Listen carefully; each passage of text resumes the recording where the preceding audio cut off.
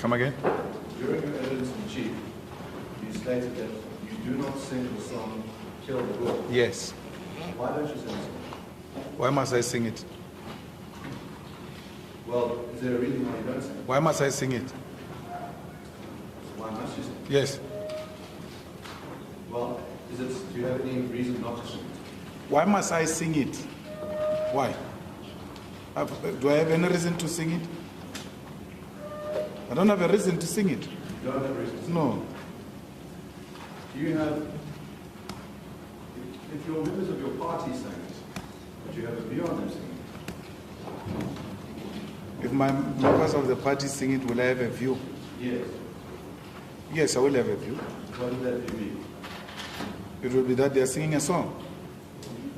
Is it like singing a nursery rhyme, like singing national anthem? Is it like any Yes, song? it is a song. It's a liberation song. So it would not be wrong if they were singing. No, it won't be wrong at all. It wouldn't be wrong. So why don't you sing it? Why must I sing it? You see, the song, you sing if you want to sing.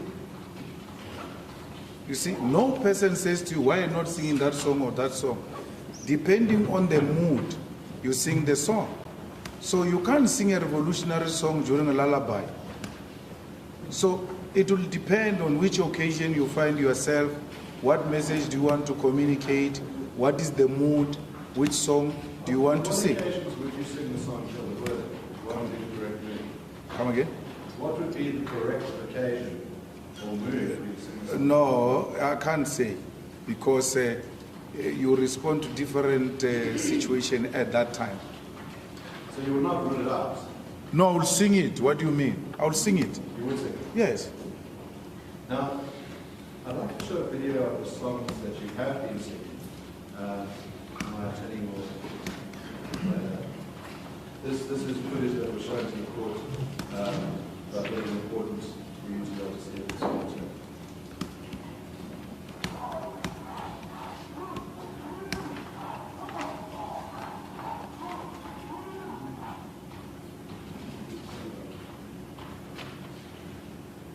Well, I just want to make sure that the sound plays in the Yes, the sound doesn't Yeah, I change. can.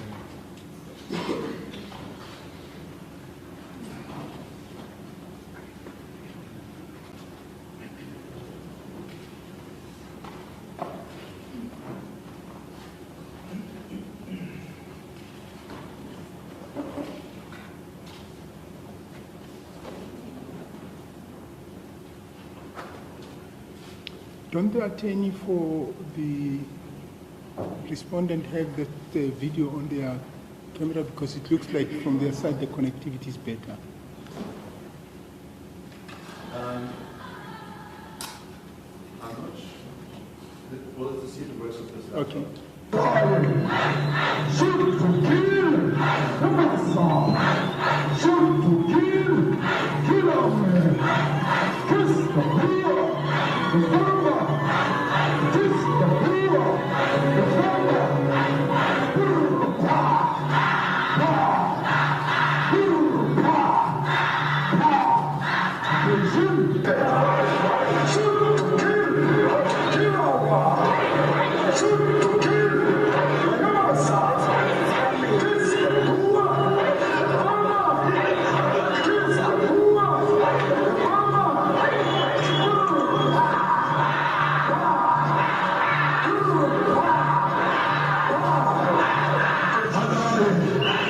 Shoot to kill, kill on me. Shoot to kill.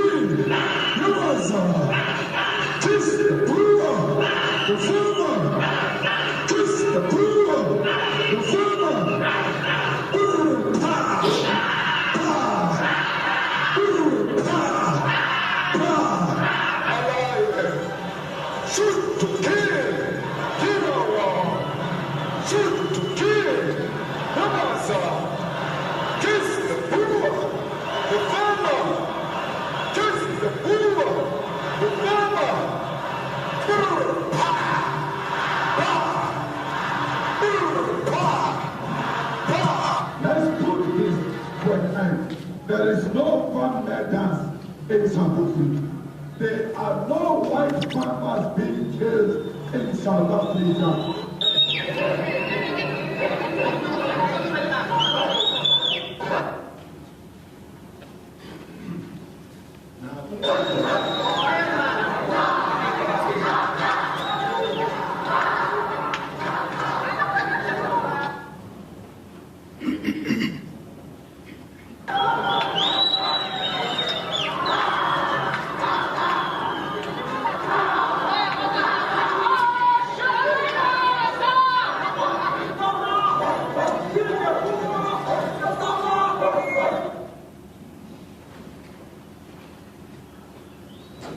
tugging a cable on the floor. It's interfering.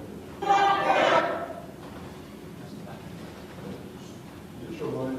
Yeah.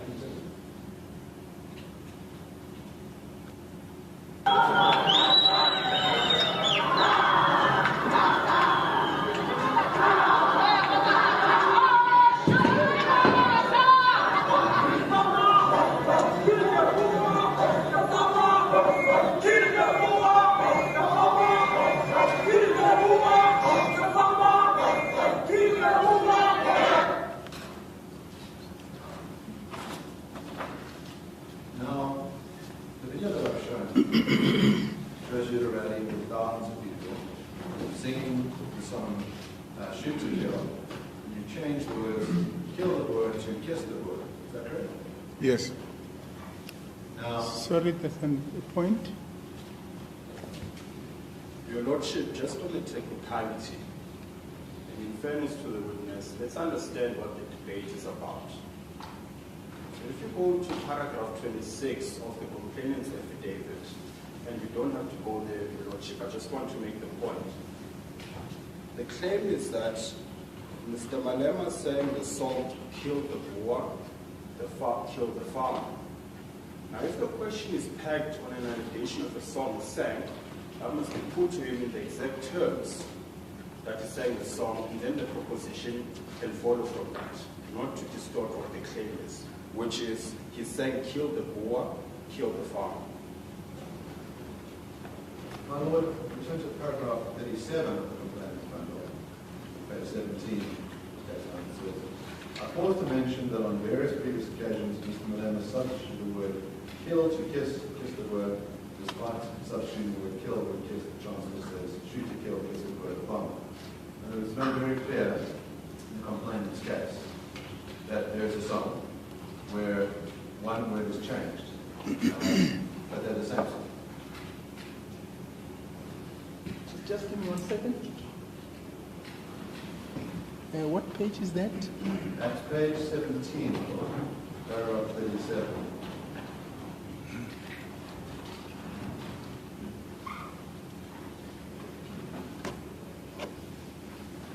Right, I've got that paragraph. 37.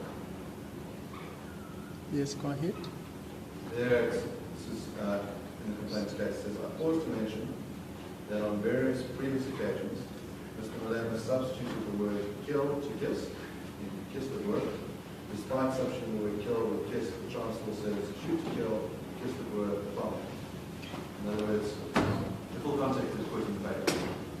Yes. The complaint's case is the same sign with the substitution of one word, that's why I'm asking the question. Mr. Casidoto?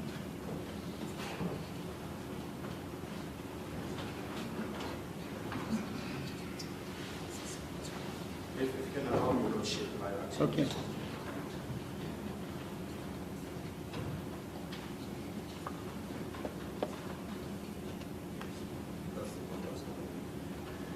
Your Lordship, we don't want to be difficult.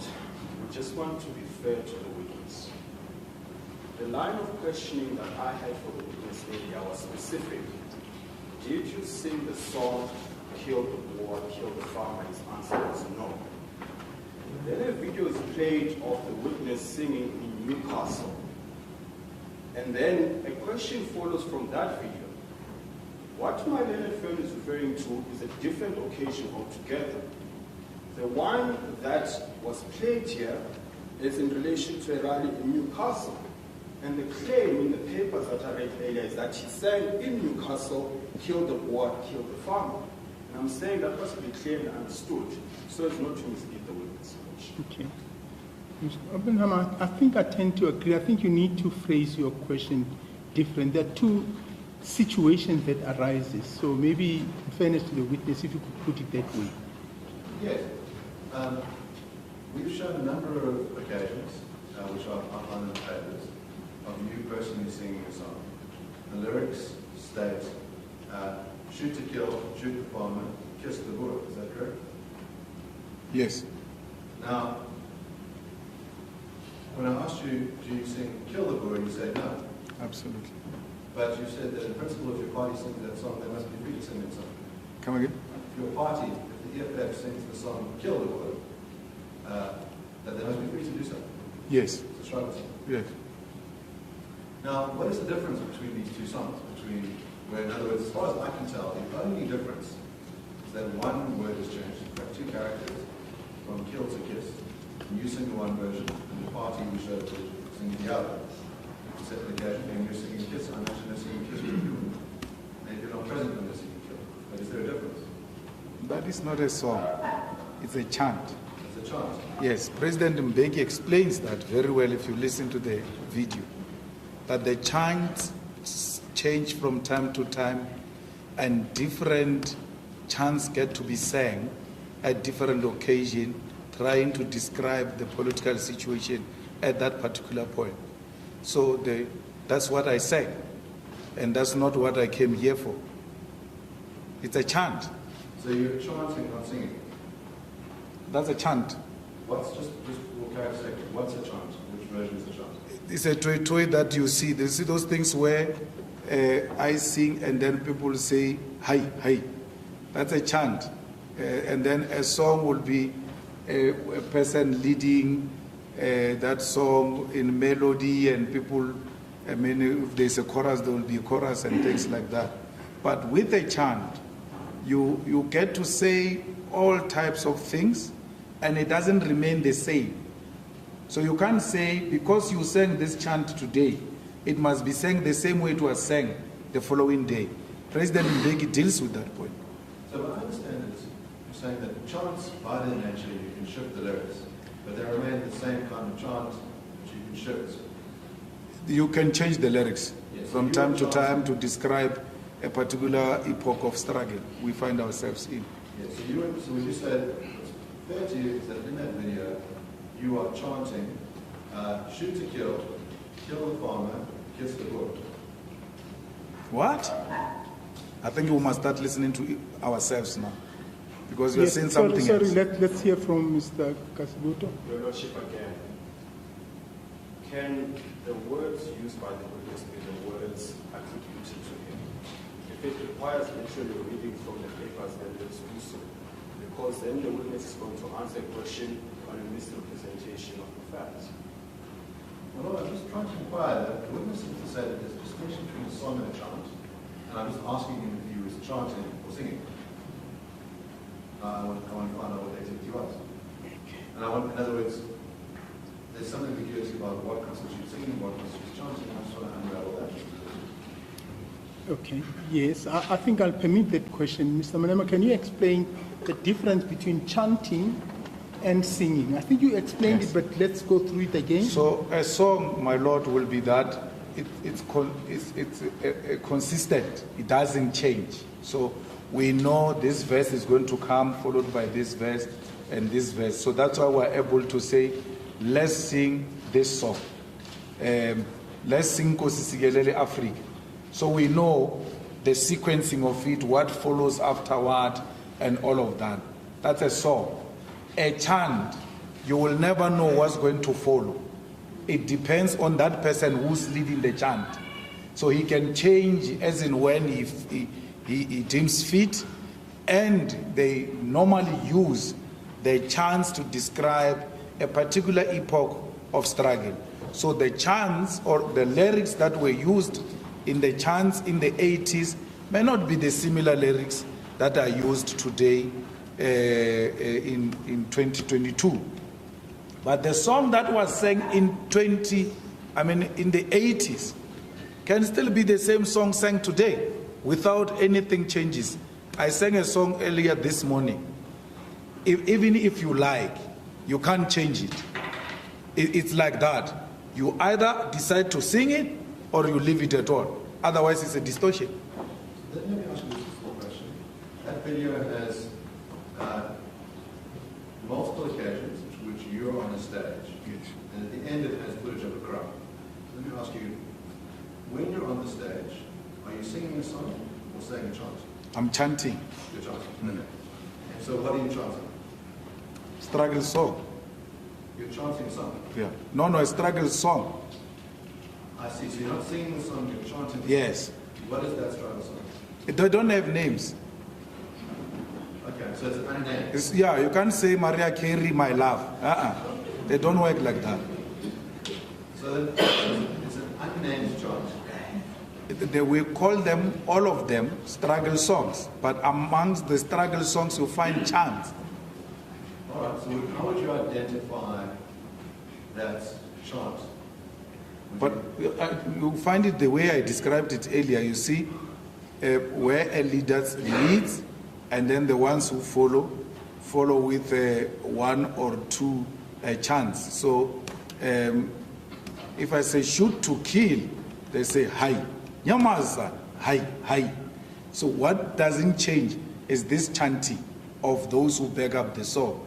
But I can change as in when I feel like.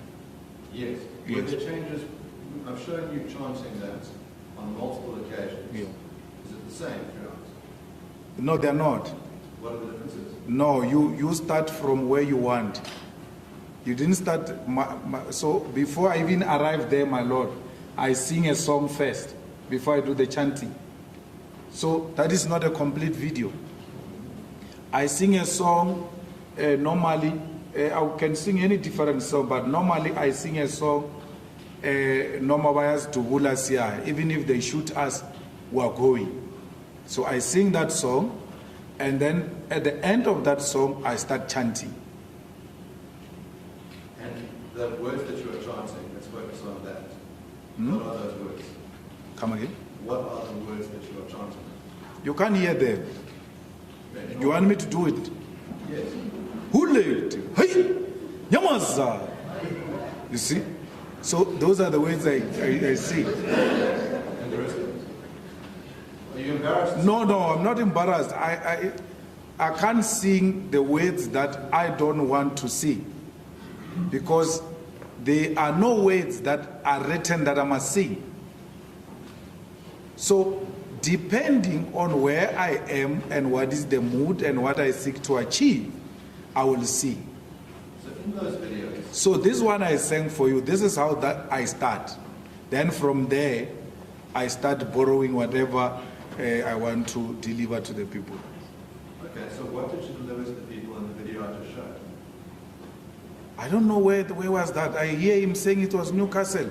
I don't know. From here, I can't know where I am. One of them is from your 4th birthday party. Absolutely, I wouldn't even see a birthday there.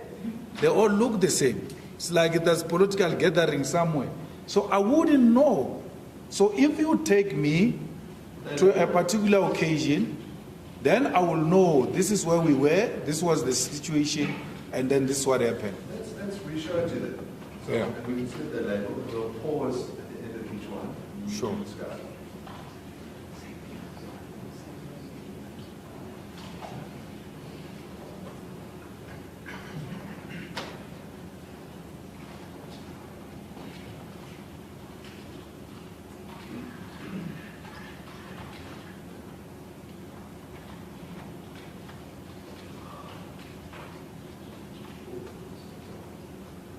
So over here you can see it's labeled at the bottom. It says here for Newcastle, 7th November 2016. You'll see throughout they're labeled so you can see where you are.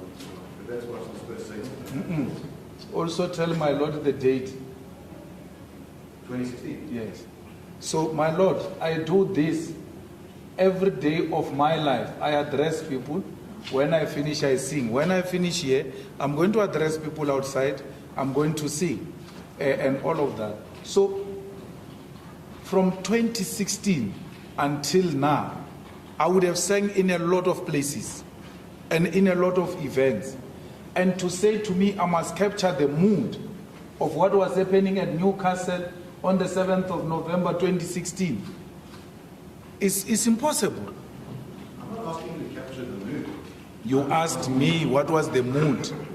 You asked me, when you were singing this, what message did you want to deliver? What was the mood? I wouldn't know, because this, if you put the speech, then you put the occasion, then you put the whole singing, I will tell you what was happening here. But for you to just come with a piece of a video and say, on the basis of singing, I must remember what was happening here, what was going through my mind here. No speech, no full video, no context, no anyone who spoke before me. I must hear who said what before I spoke, what if I was responding to that person, all those type of things. They cannot be dealt with through a piecemeal. So then you ask for a very bizarre thing. Yeah. In other words, this is a chant. You say you've been chanting on a regular basis. Yes. And you're saying it cannot be understood without hours and hours and hours of footage of all the other speakers knowing what the mood was on the day. I would say that any reasonable person can listen to what you're saying and they can understand what it means based on that. You don't need hours and hours of prior speeches of knowing what other songs were sung. The question is, what does this song mean to those that are listening to it? And what I want to do is I want to play this for you, and I want you to tell me what it is that you were saying, because it sounds like you're really struggling to remember what you were saying. No, I'm not really struggling to remember what I was saying. I'm not even trying to remember 2016. I'm not trying to do that. And I won't do it. Because there are so many times I've sang this song. As to why particular at June 2016, way back there, there's no way I can help you with that. I'm not asking for your motivations for why you're singing this song. Huh? I'm not asking for your motivations for why you're singing this song. I'm asking what it is you were singing this song. Oh. I'll play it for you. You can respond. Okay, let's go. Shoot to kill, come on, song. Shoot to kill, kill them, kiss the poor, the farmer, kiss the poor, the farmer.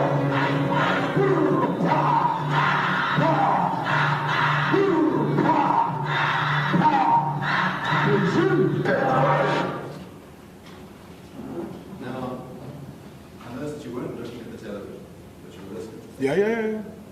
What were you chanting? I was chanting a struggle song. The lyrics, please. You want me to repeat the lyrics? Yes. It's too long. Then you have to play stop and then I'll repeat it. We can do that. Yeah. We'll do it for this extract. So if you want to look at the screen, this is your 4th birthday party. When you say yours, you mean EFF? Yes, I assume you're all in for Okay. EFF's birthday party. Just at any juncture you can say pause. Yeah, sure. And then we'll pause.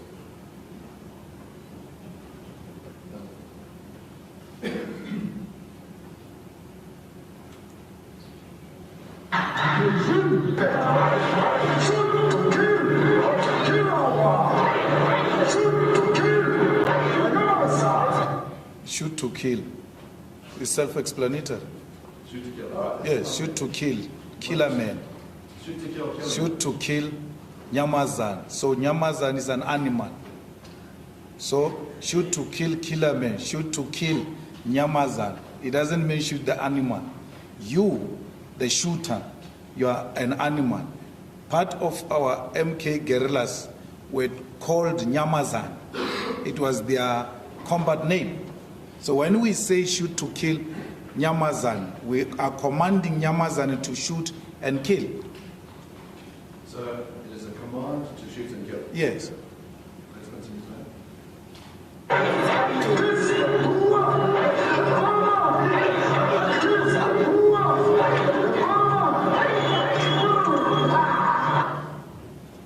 You also want me to interpret the language you hear? yes, just so we're clear. What are you saying? Kiss the boer, kiss the farmer. I thought it's English. It is. Yes. And what does that mean? It means kiss. Kiss how?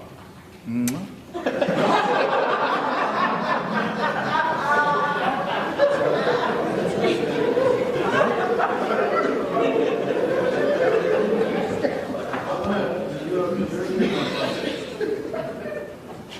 you said that the first verse that we did are an instruction to kill.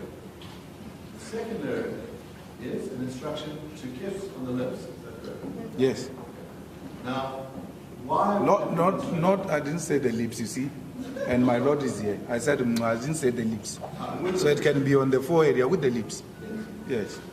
Now, why those two things together? Which ones? Why a command to kill and then a command to kiss?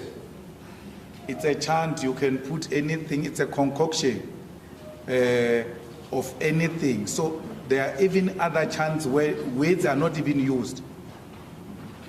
So there's a chant, my Lord, when you want to put a new song, so you're singing and you are introducing a new song, you put a chant just oh, Dio, Dio, Dio, Mama, Dio. If someone was said to me, interpret that, I can't, because you just put that chant in between to prepare those who are singing with you that you are now bringing a new song. So you throw words as you want. So it's random. It's random at that, but at all times, the leadership has got a message to deliver with that. What's that message? Which one? You said at all times the leadership has a message to deliver. Yes. What is the message? On which part? On this. You said, in other words, in the chant, assume there's a message to the chant in its entirety. No, I'm saying on the shoot to kill or what?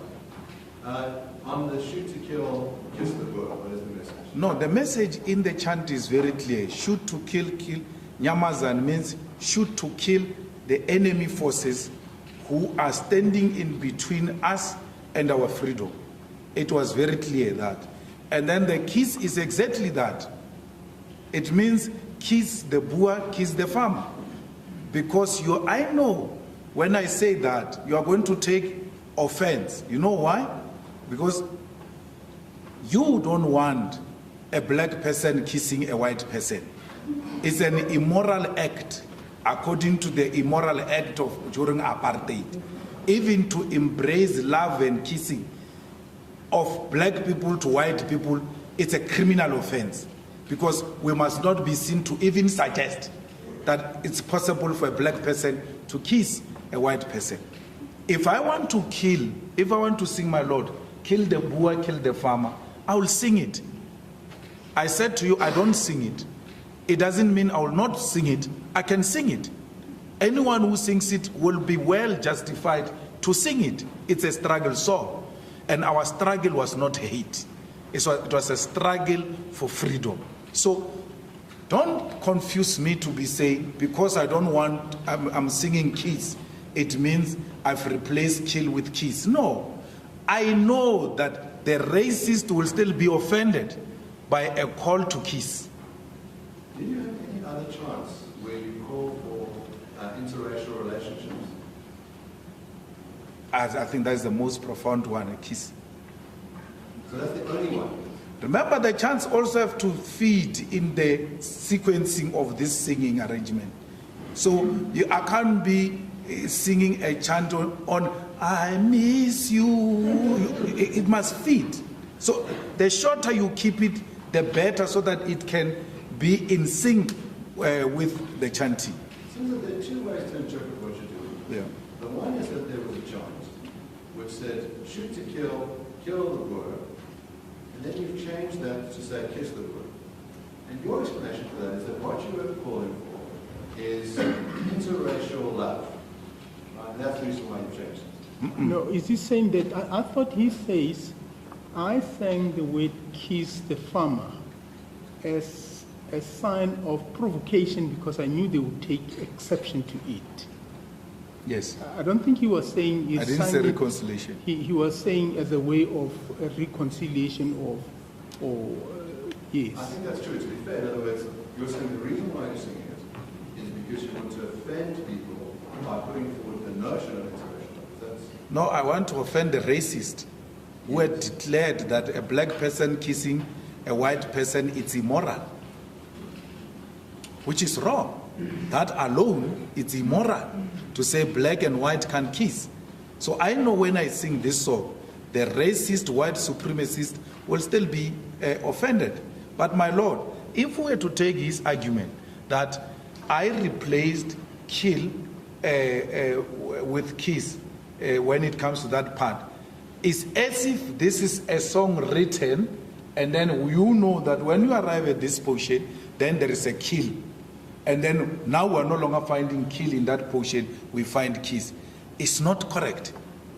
Because in the chant, my Lord, you can just start with kill the Boer, kill the farmer, without chanting shoot to kill a man. It's not a sequencing. You can start either way. You can say, Amandla, awetu, Amandla, awetu. Kill the Boer, the farmer. Kill the Boer, the farmer, immediately. So it's not like you have to follow certain things. Then now when he arrived there, he realized and then he changed. No, I would have changed the flow of the song if it was flowing like that. The chants don't flow like that. You can use it anywhere if you want, or you choose not to use it at all.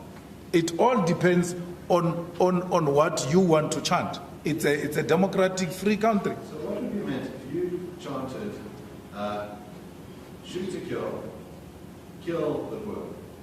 What would be meant by that chant? No, it would have meant the same thing. It's a struggle song. Shoot at the system of oppression that has oppressed our people for a very long time. And you testified earlier that Boer means farmer. Yes. So would it be kill the farmer?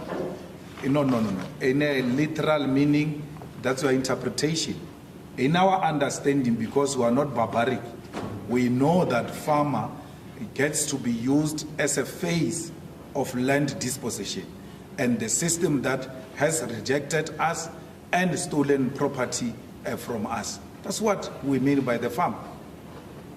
So, but you're not singing about a system, you've personalized it. In other words, your complaint is that there's a system which you don't like, but you've now personalized it to a particular group of people being farmers. The lyrics of the song say, kill the farmer. No, we've given it a face, Shem. Yes, you've given it a face. Yes. And the Not target- personalized this, we gave it a face. Yes. Every oppression, every system has got a face. So when you talk about a democratic South Africa, you have a face of Nelson Mandela. When you talk about an oppressive system that has stolen property from us, you'll have Jan van Riebeck, you'll have the farmer as the face of that oppressive system that has stolen from us. You have to give it a meaning. People should be able to relate to it. But they understand that we're not referring to any group of persons in that context. How do you know that they understand that? They would have done it by now. They have. No, they've not. Now you deny it. Your speech says Just that. give me one moment.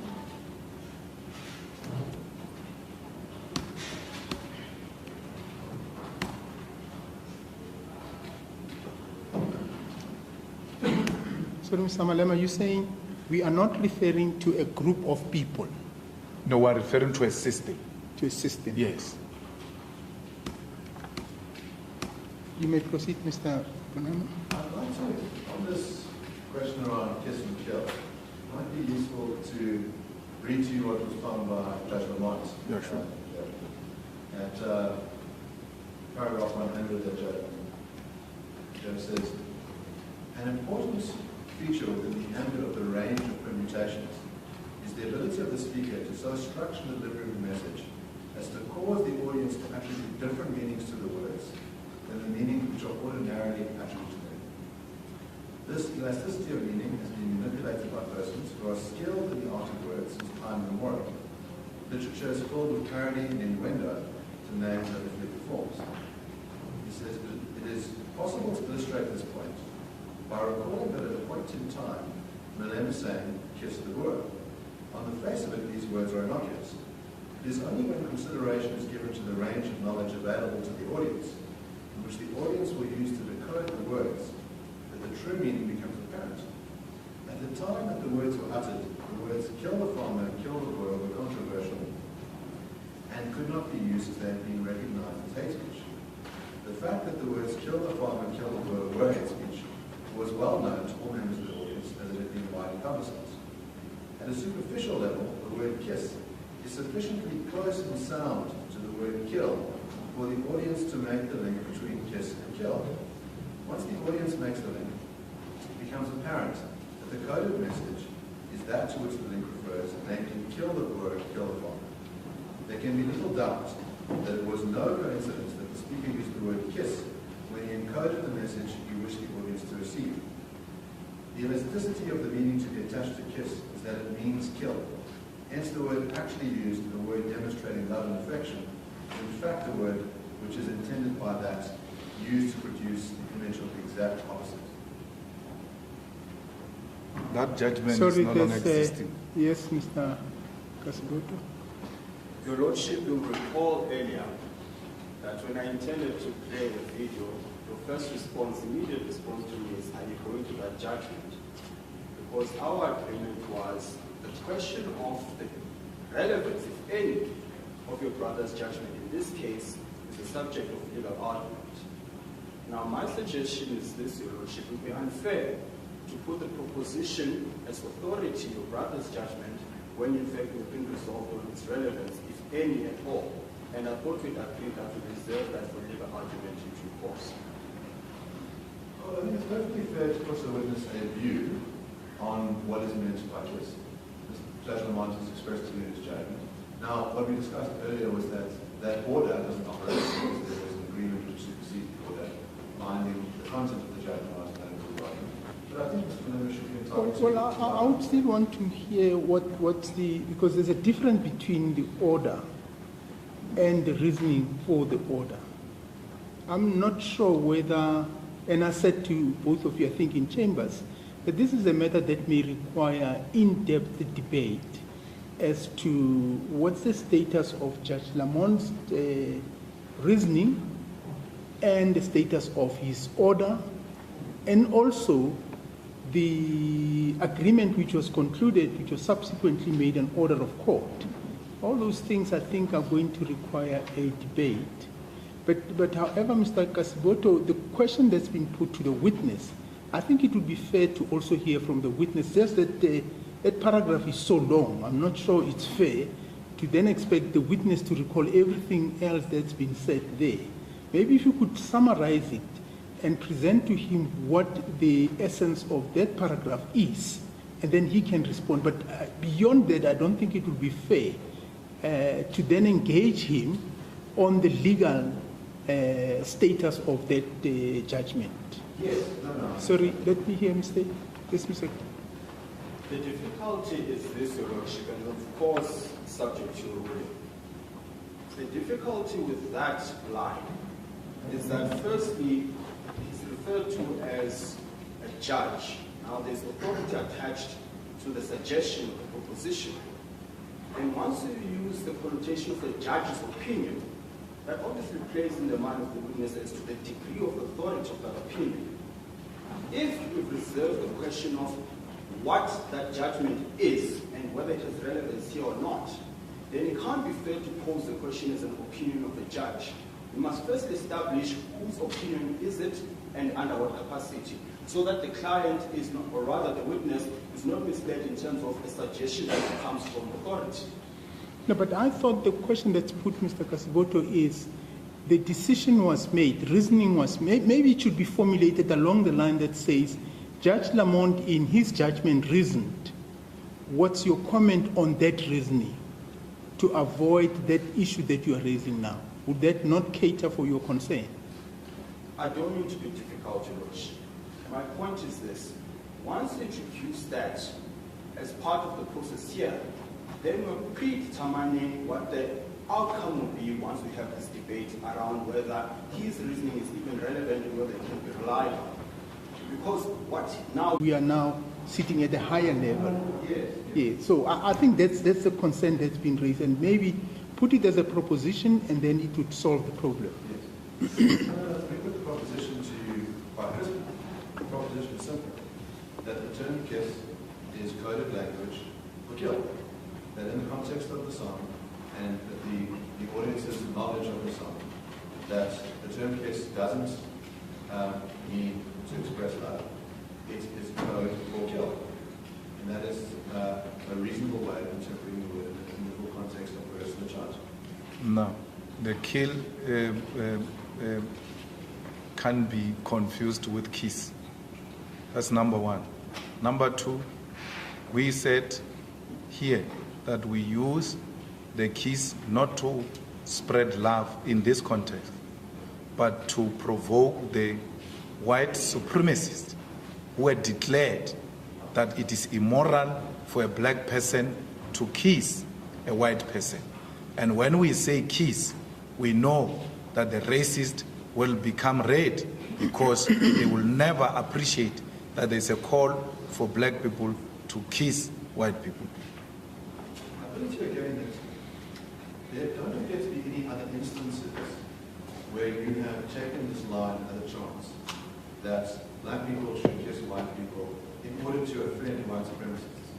This strikes me as an after-the-fact explanation to try and cover coded language with the apparent everyone else. Which other place have I been asked to explain it the way I'm being asked to explain it here? I asked you earlier, I said, are there any other instances of songs or charts where you call on people to engage in interracial love? Are there any? I'm not calling for interracial love. Why do you keep on insisting that I'm calling for interracial love? Interracial sex? No, I'm not. I'm provoking the white supremacists who will take offense on black people kissing white people, because that was declared an immoral act, my Lord. That's what I'm saying. And the Lordship tried to explain it to you even much earlier, that he never said he's spreading love. He said he's provoking the people who will take offense out of black people kissing white people. It's a political discourse.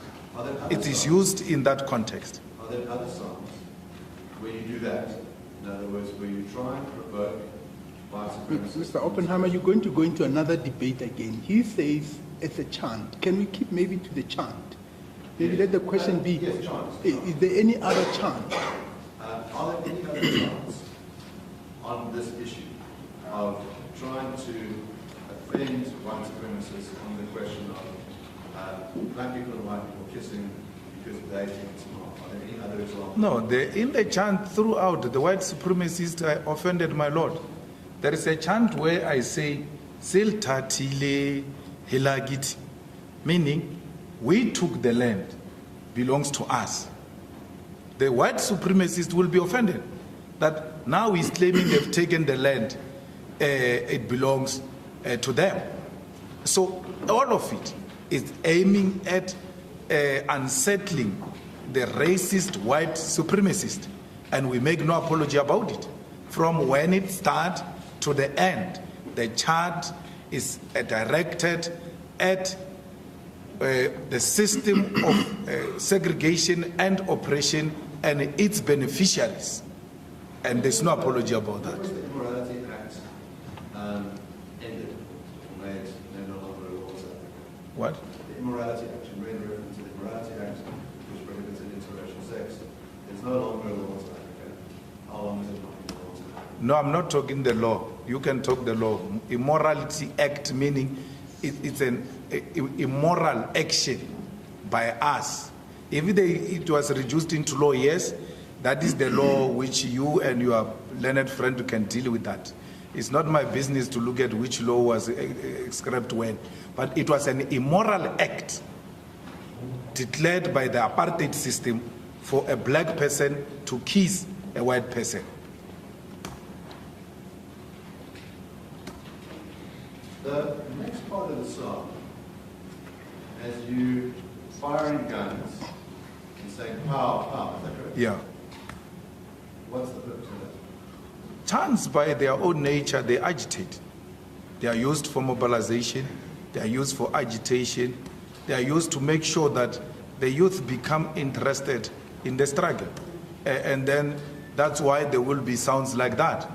But to show that there's nothing literal, even the shooting of the gun is not the real gun.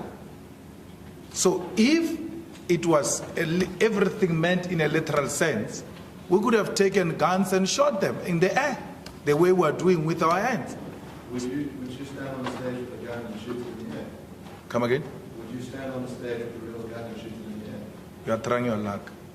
I'm asking a simple question. You are trying your luck now. In what sense? You are trying your luck because, my Lord, this question is asking me about is before court.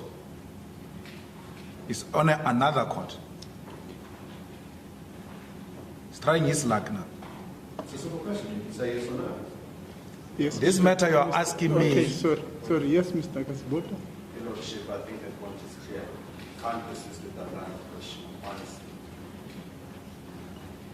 Well, the witnesses said that they find guns with their fingers and don't use real guns. I'm asking a simple question, which is whether he would use a real gun at this stage. Yes or no? But to what extent would his answer seem to be there is another case related to the shooting of a gun? To what extent does the answer he gives prejudices or may prejudice whatever is happening in the other case? Does he want to say that he doesn't want to incriminate himself? That might be. Yes, Mr. Kasibota. Your Lordship, whatever form of an answer he gives is prejudice, regardless of what the response is. The matter is live before court. We're talking self-incrimination, fundamental constitutional rights here. The answer is clear. I will not answer the question before another court. However, it raises the question, if it relates to the merits of that, or has an implication to it, it can't be required to answer the question. You see, sorry, I beg your pardon, Mr. Benhammer. My concern is sitting here, and this is a matter that may require a serious interrogation, because the essence of the answer he's given is, I'm not going to answer that question because that issue is before another court. Sitting in this court, being a different court to the ordinary courts, what crosses my mind is, how do I interrogate that issue? And to what extent could the court be blamed for if it permits the question to go through and the answer be given? Because we don't know what answer he's going to give. And the consequence thereof result in the complication of prejudice. And I may be incorrect, but the sense I get, it's referring to a criminal case. Well, you see also there we now confronted with a situation where this court doesn't apply the same standard as the standard that would be used in that court. That court uses a very high standard. And this court uses ordinarily a much relaxed standard. In fact, much relaxed than even the ordinary civil court. Aren't we running into the risk of compromising certain constitutional rights?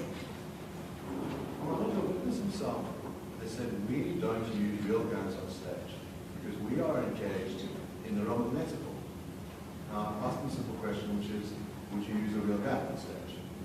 Now, at this juncture, you can say there are court proceedings on that very issue. And on that basis, I won't answer. That's what he has said. I thought maybe he didn't put it in those. That's my interpretation of what he said. But maybe let's just get him to put it properly on the record and permit me to put the question to the witness. Mr. Malema, you've been asked the question as to whether you would use the gun if you're on a stage. Now, you've suggested that the answer is obvious because there's a going case.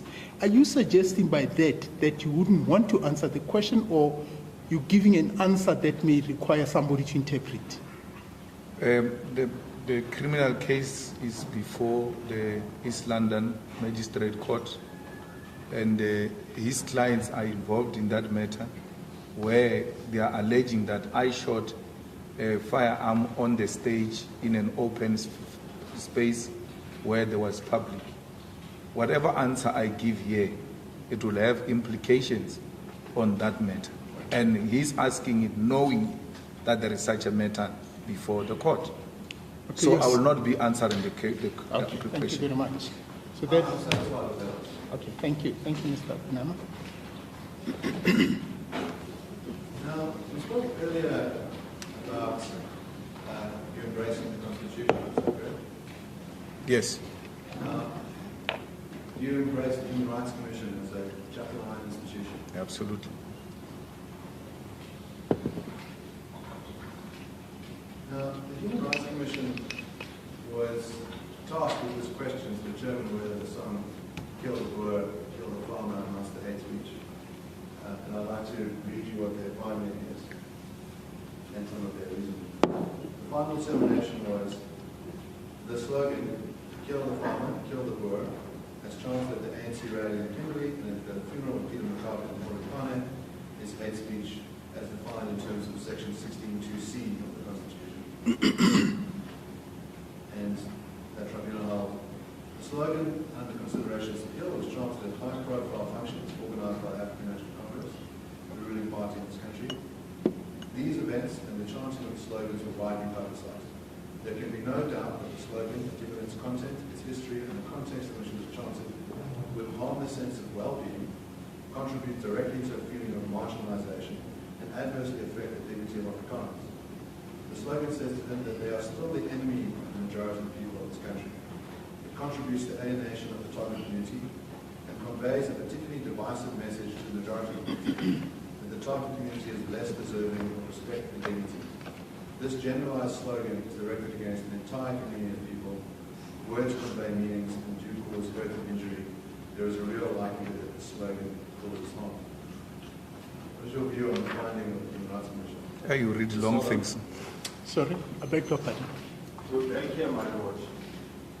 The first problem is that is one of many other findings of the very same institution on the same subject matter. What is put to the witness is one version, not the second version, which found the exact opposite of what is being suggested. Prejudice one. Hold on a second, just ask a question. Sorry. Implications that there's a second version. This is the appeal tribunal. This is the higher authority. The implications being drawn is that I've misled the witness by reading something that is overruled. It's not the case. Mr. Kasibuta? I insist, Your Lordship.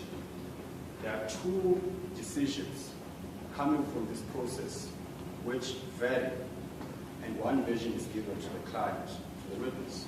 That's the first prejudice. The second is this. He's being asked as a lay witness to interpret the law. He's being asked to interrogate. Firstly, he does not have the benefit of reading what he's referring to. He does not know the merits and the demerits of what he's referring to. And then he's asking him to make a legal analysis on the basis of the document it's in read or consulted on. The third prejudice is that is precisely why we're here. He's being asked to give an opinion of what this court should find. That's the essence of the question, and that can't be permissible. Well, before I give Mr. Oppenheimer an opportunity to respond, but on the first question, Yes. he's read to him the decision of the appellate, of the appeal. Yes. Why can't you address the shortcoming in that question in reply? Because I would assume that in your reply, you could say, was this the only finding related to the Human Rights Commission? And that can be clarified at that point. Yes. So that doesn't seem to me to sustain. But I would want to get the comment by Mr. Oppenheimer on the second point of it seems to come back to the issue of an opinion. No, Neil said prejudice, it doesn't, because that was finalized, as I understand. Yes. I'm not asking the witness for his legal expertise. I'm asking him to respond to the finding of that Human Rights Commission appeal tribunal.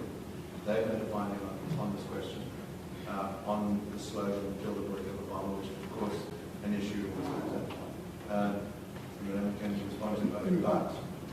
Yes. It doesn't usurp the power of this court to make determinations about this present matter. I don't seem to see any problem with that, Mr. Kasiboto, because all what the witness has been asked, your comment, and you can comment and say, look, this is what the Human Rights Commission found, I agree with them, or I don't agree. That really, for me, it's something that the witness can actually be able to deal with. As to how whatever his answers brings out, it's a matter that you can then debate at the end of this hearing. Well, what I'm simply saying, Your Lordship, is this. The prejudice to the witness is that, one, he has no access to what is being referred to. He can't interrogate the merits and the demerits. The second issue is he's being asked to comment about the subject matter before Your Lordship. That is the very question before this court. And you're asking a lay witness who's here to give factual factual version of his account to comment on, in essence, how this court should find. If your lordship is satisfied that the question is permissible, well then that's fine. That's just the prejudice I'm raising. But look, I'm in the interest of progress, I'm going to permit the question, and I think both of you can note as a matter to be debated at the end of this hearing. But Mr. Oppenheimer, let me also caution that the way you formulate the question, appreciate that this is a lay litigant, yes. And so we shouldn't actually expect him to express legal opinion on even though those may be matters that are factual from his understanding of the incidences and what has occurred. Yes. No, I'm not asking for a legal opinion. It's just given that we've had quite a long discussion between it might be fair to witness who gets to stay again. Yes. And maybe I'll do it, I might break it up as well. Yes. Okay, so I'll start with the determination. Determination of the tribunal was the slogan, kill the farmer, kill the boer, as chanted at the ANC youth rally in Kimberley, and at the funeral of Peter McCarthy at Bottomline, is hate speech as defined in section 16(2)(c) of the Constitution. Let's start there. What is your view on that determination by the body? I disagree. Our struggle was never a hate. Our struggle was a struggle for a just cause, and it still is to date. Then in the reasoning it states, the slogan under consideration of this appeal was chanted at high-profile functions organized by the African National Congress, the ruling party in this country. These events and the chanting of these slogans were widely publicized.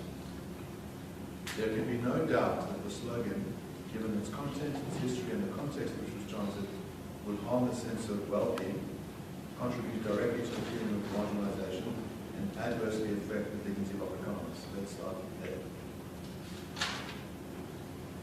The reasoning of the tribunal is that the singing of this song targets a group, identifiable group, and it says, you are worth death, you are worthy of being killed, that it creates a sense of marginalization. What is your response to that? It's incorrect, because I've explained to you that we're not targeting any individuals. Ours is a struggle against a system of oppression that has robbed us of our land and our economy, and that's what we're engaged in. Do you think that those farmers are a part of that system of oppression? They are the beneficiaries of the system. Are they responsible? Should they be held accountable, those farmers? Well, when the system collapses, they will all appreciate that we are all equal, and therefore there's no one who's superior to the other. And that's how they will take accountability. Are they equal now? They are not. They've got more, and we have less. Do you understand there's different kinds of equality? Equality in terms of material assets, and then there's equality in terms of inherent worth and inherent dignity. Inherent worth and inherent dignity, equality before the law. Yeah. Do you think farmers have inherent worth, inherent dignity, and should be treated equally before the law? They are treated equally before the law. And they are equals, they are moral equals. They are equal to all of us, but the difference, my Lord, is that economically, they are at an advanced stage, and they were privileged for them to be there. That's an inequality I'm talking about. Remember when we started in the morning, I know it's in the afternoon, we said political freedom has been ushered in. What is incomplete now is an economic freedom. There's still an economic apartheid that must be dismantled for the benefit of all. And if I understand your evidence as well, the dismantling, that those that have more, that must be taken from them, it must be given to those that have less, so that you have equality of items, is that correct? We must share. Yes. Yes. And then in other words, if there is a wealthy black farmer, he must give to the poor black farmer. I'm happy you mentioned it, because when we say farmer, we don't say white farmer or black farmer. we say farmers, who have become the face of land dispossession in this country. So there is no black farmer or white farmer who's going to lose a farm. All we are saying is that those who have, they will continue to have their own, and this abundant land that people just go around bragging to boost their egos and not using it for any productivity will then be given for those who don't have. And in that sense, we are now equal. The finding of the tribunal is that the song contributes to the marginalization of communities. It makes them feel less worthy because they are being isolated and targeted. What's your response to that? Their economic standing in society will never make them feel less worth. That's what actually makes them to behave as supremacists. They do so because their standing in society economically has put them ahead of other races, and therefore there's nothing that can make them feel worthless. With such material position in their position, there's no way they can feel less worth. Huh? You said it makes them ahead of other races. Is that correct? It makes them ahead of other races. Other races? Yes. So there's an equivocation that you seem to do here. You say, no, farmers are black people and white people. Then when I ask you, you say, no, they're making themselves ahead of other races. So what do you mean? My brother, the farmers are white predominantly, and you know that. So when you talk farming, you talk white. There will be small portion, very insignificant black. It doesn't mean there is black and white farmers. Mathematically speaking, it will not make even any sense. So you know that farmer is white, but there will be small pockets of black people who are in the farming community, who are playing very insignificant role and depends on the crumbs of the white farmers. The goats that are not in good shape, the sheep that are not in good shapes, cows with skin crisis, those ones are sold to them at a cheaper price because they must try something called farming. The black farmers are struggling, and they are not even a group that is worth counting when you want to talk politics of farming. So when you say farmer, you're saying statistically what you mean most of the time, almost all the time, are white people. When I say farmer, I see a white person, right? When I mention the word farmer, I see a white person. But it doesn't do away with the fact that they are black farmers. The reason why I see a white person is because blacks are so extremely insignificant in terms of land ownership and farming in South Africa. Just continue playing that video.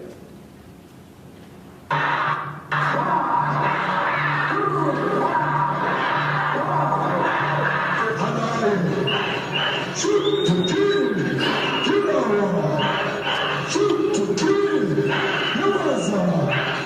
kiss the poor, the farmer, kiss the poor, the farmer,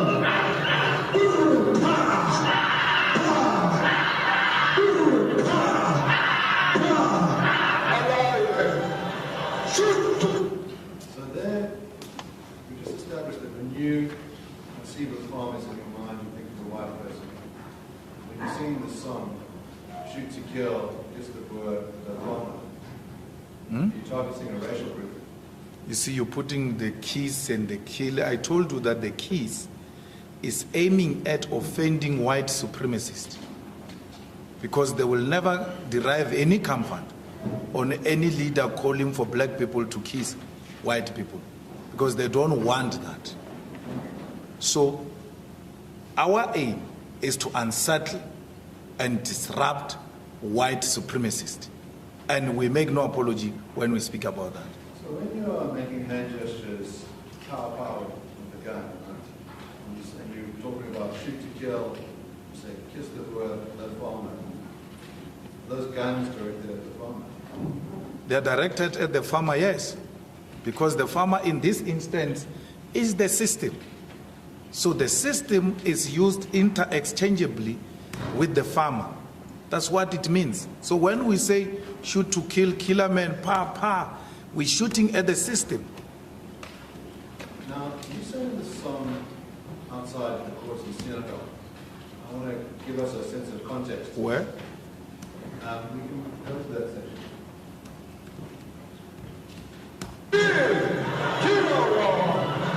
Shoot to kill, kiss the poor, the farmer. Is this a Seneca? This is not Seneca.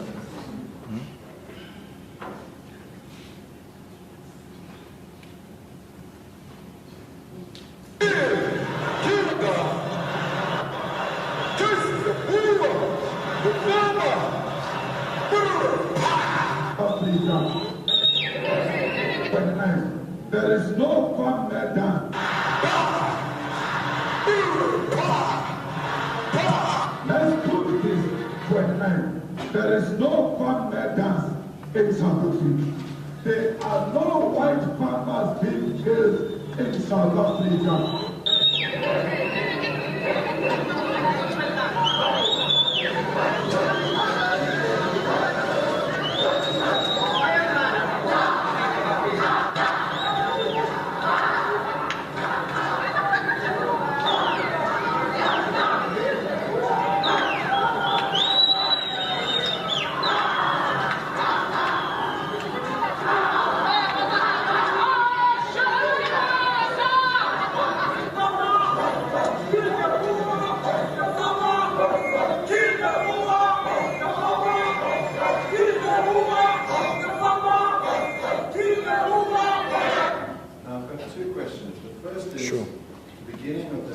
Sorry, yes. Just before we get there, Lordship, can counsel correct himself because the proposition was he sang the song in Senegal and he purported to show a video of him singing there. So if this line of questioning is going to move from that false premise, I think we need to be corrected first. Yes, no, I intend to correct that. I think it's fair to say that when I say you, I mean the EFF, not Mr. Mandela. No, this is not like that. So that video starts with an extract from a speech that you gave in Senegal. Is that correct? Which one? That the Senegal. Starts, there's a speech in Senegal in October where you were present. Is that correct? Mm-hmm. And the extract of that speech says, there are no farm leaders, there are no white people being killed. That's what you said. Yes. And then there's footage of the crowd, with the party singing the song or the chants, kill the word, kill the farm. Is that correct? Mm-hmm. Now, sorry, just a moment. Just one more thing, Your Lordship. Again, in fairness to the witness, the proposition is put must be factual, because the answer will move from an assumption that the proposition is correct. The proposition by counsel is that, by my learned friend, is that members of the EFF led and sang the song.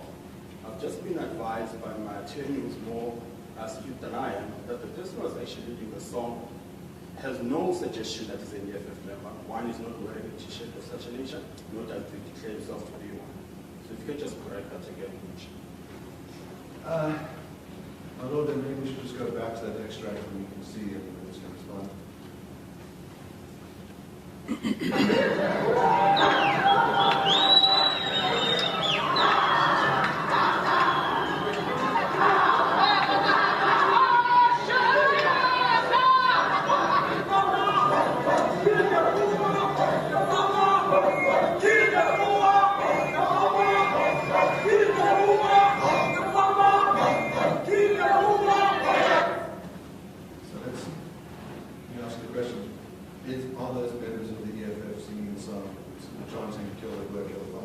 We didn't know, my Lord. For you to be a member of the EFF, you have to pay 10 rand, get a card, and that card gives you a status of a member. So there is no display of cards. There's no, the person in the main doesn't wear the EFF regalia. So membership It's not a T-shirt. Membership is a card. Then will you condemn those people that were singing that song? No, I won't. You won't? No, I won't. You see, in Senegal, my brother, is that it's a community, those people you see there. It's a community protesting against white supremacists. They are agitated. They are angry at what the white supremacists have done in that court, where they broke into police station, chased the police away, broke into the court, fired guns right on the face of two females who were managing the door at the court. And the people respond in a manner they did to show their displeasure at what happened. They never killed any Boer. They were singing to show that they are angry. Do not take away the right of our people to show the white supremacists that they no longer have a place here in South Africa. So for me to condemn them will be to promote the white supremacists. So I'm not going to do that. Why do you play this funny game? So those guys wearing EFF t-shirts, I can't see their cards.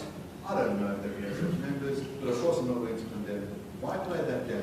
No, I'm not playing any game. Two things that you must get right. One, are those EFF members? I'm answering the question on membership. And I clarified what is a member of the EFF. For you to be a member, you must pay 10 rand. That 10 rand must be deposited and must have a cut of the EFF. That's number one. Therefore, I said to my Lord, I can't say to my Lord, these are EFF members, without me confirming that they are members. Therefore, I can't with confidence say these are members of EFF. That's number one. Number two, I said to you, this is a community. So it's a concoction of everything. I was in Senegal. We had white African right-wingers there. We had Afriforum members there, including some black Afriforum member who looks very familiar with that one who killed the Boer, killed the farmer. He had chained himself, a black Afriforum member chained himself in Senegal. If you go there, you will see that. And then we even had the ANC at Senegal protesting. My Lord, we know those who engage in the struggle that for every protest, the regime, especially the white supremacists, will deploy agent provocateurs amongst our people to provoke us or to provoke the police. Now, for me to come here and say, these are our members, and that agent provocateur responds tomorrow on Twitter that Malema said I'm their member, I'm not their member. I can't say it's our member. But they sang the song. The context is they were angry with the actions of white supremacists and they were justifiable to act in a manner they did. You're not going to tell them how they must be angry. They were very angry, but what we appreciate of that community is that they never took law into their hands. They used the song to demonstrate their displeasure at white right-winger racists who had showed the law in Senegal that they've got no regard for it. I'm going to put a different proposition to you. Sure. So your proposition is that the reason why they were singing this song, chanting this, was to show displeasure to the vigilante group that attacked the court. Yes. Now, the reason why there was a court hearing in the first place is that Brendan Horner, 21-year-old, was murdered and his body was put on display on a pole. Now, he was a farm manager. The simple reading when the crowd sings, kill the word, kill the farmer, is that they are celebrating the killing of Brendan Horner. You're thinking very low of black people. Must be ashamed of yourself. Be ashamed of yourself. How can our people celebrate death? Our people have never done that. These people are, my Lord, they were not even going to court. They were never part of the court. Until the court staff had to go and lock itself in a room where right-wingers, gangsterism went to break the court, where right-wingers turned the police van upside down and police were helpless. The people said, we will defend our institutions of democracy, and they did that. And when they arrived there, they were showing their displeasure. These people are angry at what these white right-wingers have done. And in showing their displeasure, you say they were celebrating. My Lord, after that, one, those white African right-wingers never went back to court to mess up the court. Two, our people never went back there because order was restored in Senegal. Police had given up and ran away. Our people went to defend their police, which is a revolutionary thing to do. When the democratic state is under attack by vigilantism, the people themselves have got a duty to take up the streets and make sure they defend the institutions of democracy. And I'm happy that I was leading from the front to restore order in Senegal against vigilante groups which were destroying the courts and the police station in Senegal. There's no celebration there. There's no single poster, my Lord, that can be shown on this video. What a good riddance. The Boer died. Good thing, happy. And when we celebrate, we bring all types of things, by the way. If you see us celebrating, there is trumpets, there is goo-boo, all types of things. We bring them together and we celebrate. So here, it's not a celebration, my Lord. It's an occupation of picket lines where people demonstrate their dissatisfaction with the conduct of Afrikaner vigilantism that displayed itself some few days before. Let me ask you, you started that speech by saying there are no farm murders. Yes. And no white people are being murdered. Yes. What do you mean by that? There are no farm murders, my Lord. There is murder. It's not directed at farmers. There is just a general killing of people in this country because the security of this country has collapsed. So you can't classify it like that, because then you are suggesting a certain group of people, because of their race, must be elevated over the matter that we see in the township. That's not a suggestion. You don't, the way you phrased that, you said there are no white people being murdered. Let's talk about that. No, there are no white people who are being murdered. There are no farmers who are being murdered.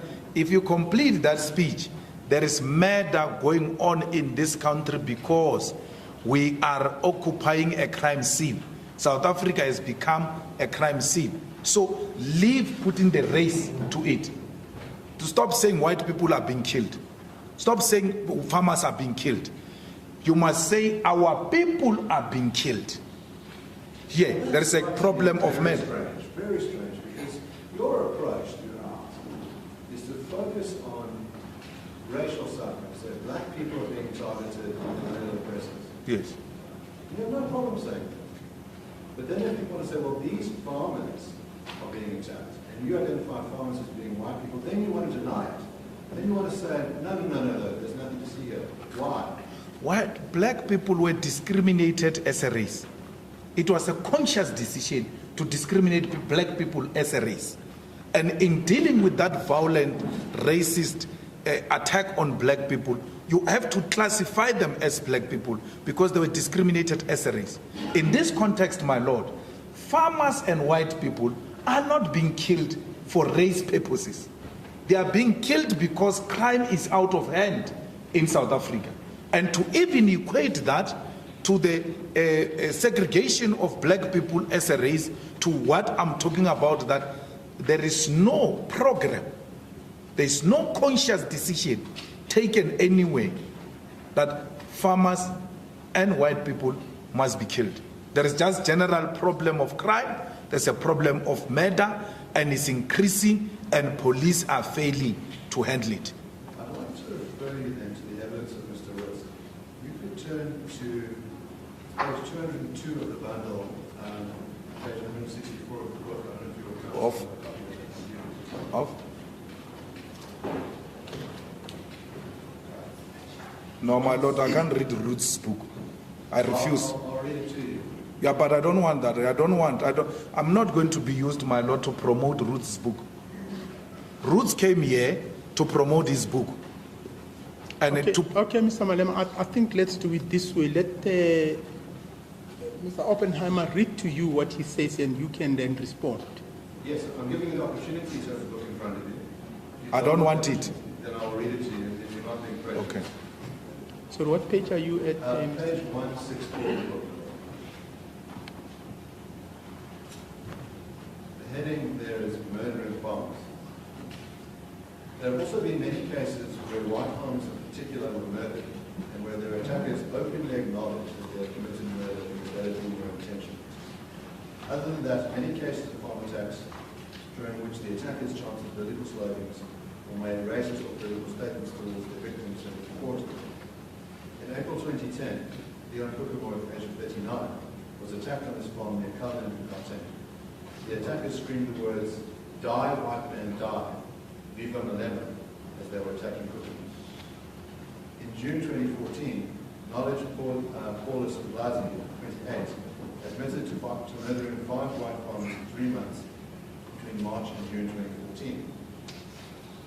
Quotes, "My hate for white people made me do it," he said. He described his conduct as, quotes, "going to work," and boasted in the courtroom about the fact that he had 6 murders under his belt. Quotes, "They also had money which he wanted," the judge said, once again proving that a murderer can have a racist motive as well as a simultaneous motive to commit robbery, disproving the notion that a farm attack can only have a single motivation, as was assumed by the Committee of Inquiry into Farm Attacks in 2003. Now, Mr. Malema, I'm giving you 2 instances where a white person is killed, and from the words that they've said, it's clear that there is a racist intent. It's not ordinary crime. The person is killed because they are white. Not you deny it. Well, your code. Sorry. Yes, Mr. Kasibu. Again, Your Lordship, we're dealing with a lay witness here, and evidently he hasn't read the book. Now, if the proposition is put as fact, then the fact must have, the authority for that must accompany it. The text that's been read by my learned friend here, it says by Mr. Watts, and that's the footnote. It says, personal interview with Piwenyan.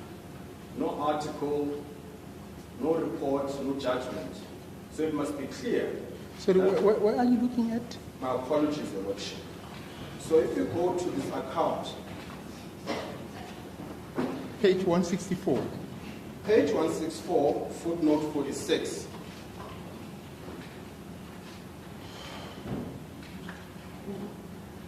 Footnote 46 appears on page 365.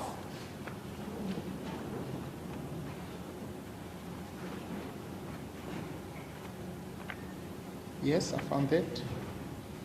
Now, that footnote is reference to the text that was read by my learned friend earlier. And then one would have expected you find a news article of a sort, you find a top judgment of anything of a sort. But all it says is personal interview with Piwenyan. Now, other than that being hearsay for one, the second issue is it must not be put as fact. It must rather be referenced as such. Mr. Rhodes had a personal interview with this guy. This is his version. Give a response to it. Yes, Mr. Oppenheimer? Well, I'm putting to the witness that this is in testimony that Mr. Lewis gave, and it's in the book. An argument that can be dealt with as to the underlying sources of that material. I'm putting 2 cases. But you're putting those cases as factual incidences that has occurred. Yes. And I didn't pick this one up during Mr. Rhodes' testimony that in fact 46, footnote 46 relates to an interview with a person. I think what the objection is, or the point that's been made, let it be put to the witness in its true nature that there is something written in the book that relates to incidences in 2010 and 2014, and those incidences, the source thereof comes from Mr. Nyanda. Now, my agenda refers me to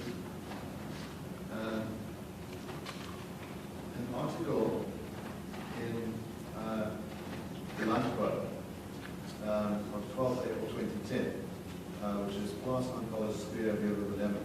What page? That's at page 367 of the book. Yes. But does that relate to the portion you are reading to the witness? Because from what I've seen, the portion which has been footnoted, it's footnote 64. 46, it appears that I didn't see any other footnote, and that's what I was looking at, in fact. yes, it appears that the correct footnote, they're both titled 46. Okay. So it's the correct footnote from what I understand is on page 367, so it's that 46, not the 46 that's on page 365. 46 on 360? So 365 has a footnote 46, Yes. which refers to personal interview. 367 has a 46, which I gather is the correct footnote to reference that incident, which is on Lampo, and it says glass on Father Stria, different limits. In other words, it does refer to the newspaper article. It's dated 12 April 2010. So that's the correct footnote. So my left friend is correct to point out that there's a problem with the footnote referencing. It's not the person who's doing the correct reference is in fact this newspaper article. Yes. Just take me back to the portion in the book which started the debate.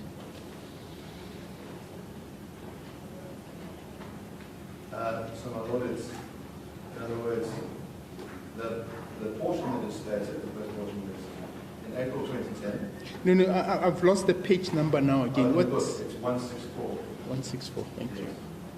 So, in other words, 164, I refer to a particular incident.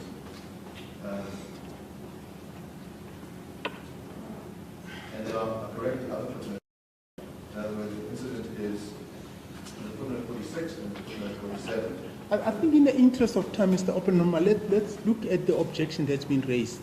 The objection is put to the witness what is stated in the book and the source of that which is stated in the book.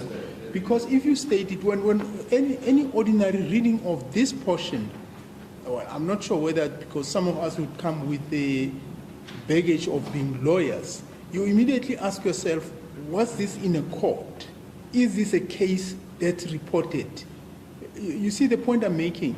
So if the witness is not aware, he's now going to have to answer unaware as to whether this report, what its source is, in other words. So if you could indicate that this is the source, he'd be able to deal with it in terms of what the source of that information is. Okay. Okay. I'm going to read those extracts and then point to the underlying sources.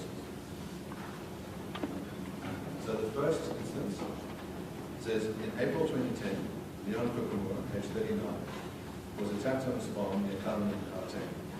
The attackers screamed the words, "Die, white man, die," reading the letters they were attacking Kokumura. The source for that is landbar.com, 12 April 2010, Glass on Fathers, Square 11. The second one is in June 2014, Knowledge, Powers and Plaza, 28, admitted to murdering 5 white farmers in 3 months between March and June 2014. Quote, "My hate for white people made me do anything." He described his conduct as merely going to work and boasted in the courtroom about the fact that he had 6 murders under his belt. They also had money which he wanted, the judge said, once again proving that murdering had a racist motive as well as a simultaneous motive to commit robbery, disproving the notion that a farm attacker can only have a single motivation, as was assumed by the community of inquiry into farm attacks. Now, 47, which is that the judge said, that references an IRL article, November 9, 24th of June 2016, and the article is entitled, "My Hate for White People Made Me Do It." Now, you stated earlier that there are no murders of white people. What you say you mean by that is they are just murders. Now, I've given you 2 examples where the contention is that these are racially motivated.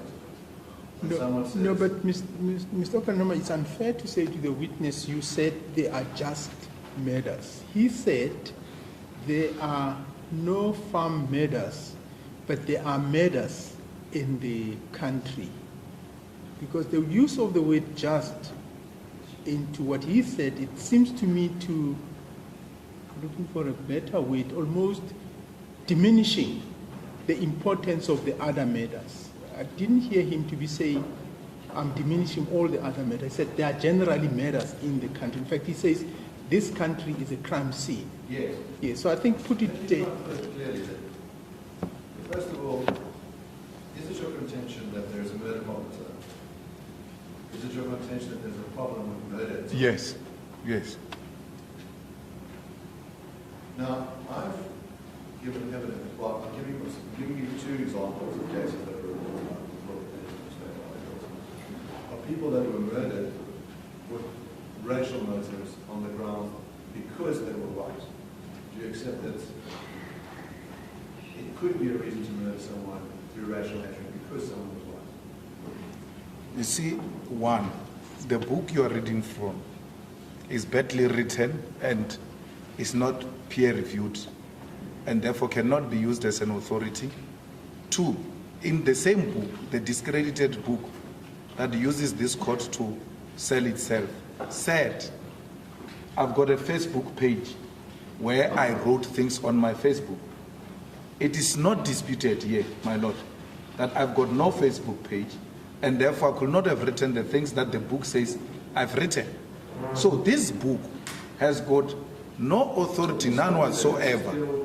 No, but you said you read to me a book. Am I answering that book?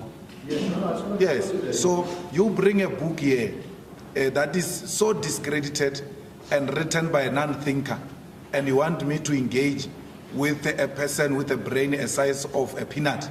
I cannot do that. There is no problem of white people being killed. There is no problem of farmers being killed, my lord. Because if you want to use that in comparison with black people during apartheid, it was a system designed to kill our people.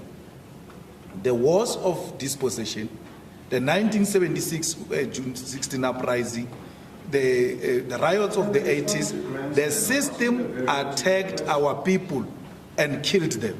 Now, in this case, there is no system that said, we now are going to kill white people. Well, Mr. Malema, can I just interrupt you? I think let's focus on the question so that we can finish. Yes.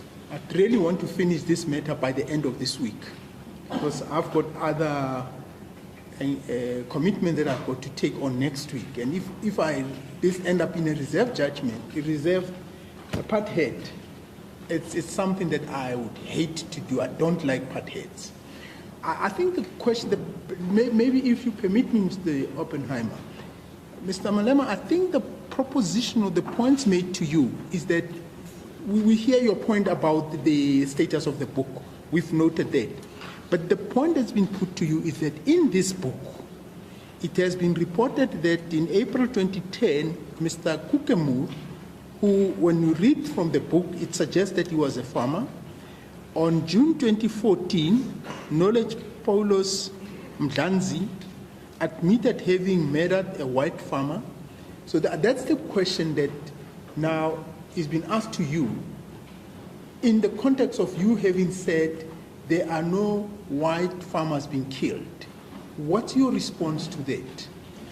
That's supposed to be a decision by the system that we are going to kill white farmers. There is no any establishment that has taken a conscious decision to engage on the killing of white farmers.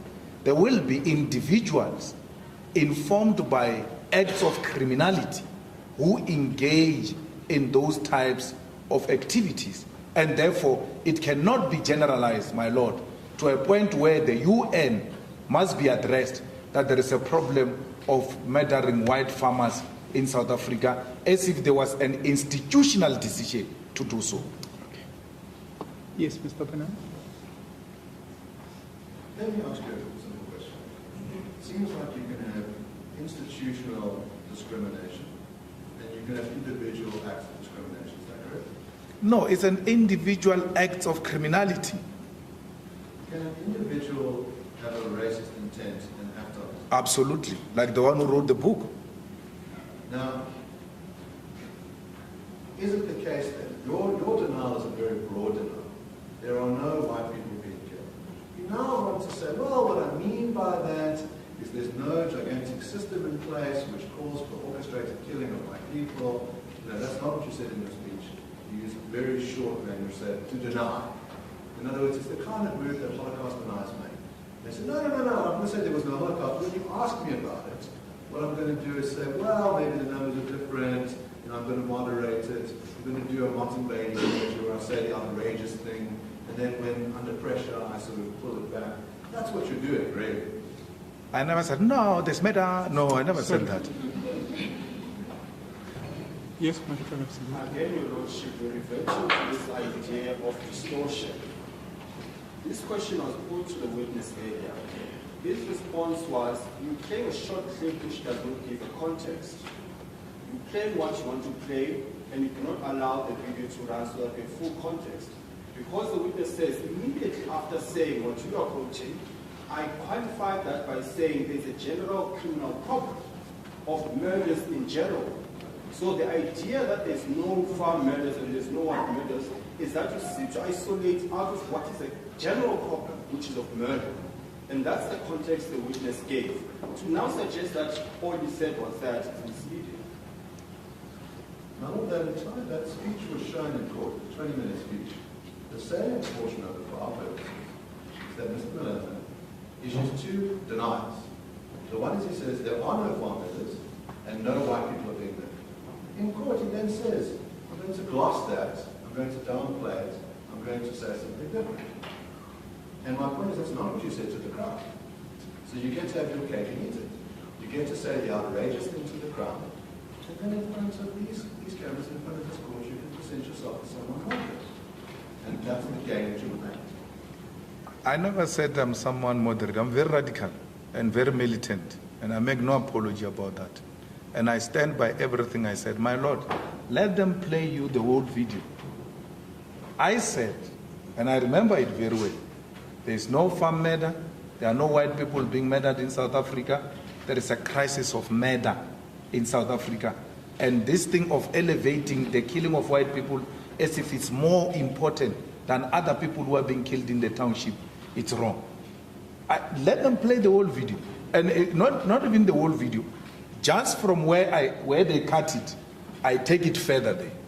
Because if you check where they cut it, it's not thank you. So he wants to create an impression that I say something else outside and I come here and say something else. I'm saying the same thing consistently from when I was in Congress of South African Students. Everything I say, I said it when I was still young. And I keep on repeating it because they've not been achieved the strategic objective of the revolution. So never create any doubt that I will come here and change. No, play the whole video. You will hear me saying that South Africa has got a problem of murder. Now, you're playing a two game here where you want to say this is elevating the murder of white people to some higher status. But actually what it is that you're doing is downplaying it by saying, well, other people are murdered in other areas, we shouldn't pay any particular attention to this. I'm not downplaying it. Murder is murder. It knows no color. And therefore, all of murder cases must be dealt with as such, whether white or black. That's what your client is seeking to do, to elevate and create an unnecessary panic. My Lord, this is how the Afriforum exists.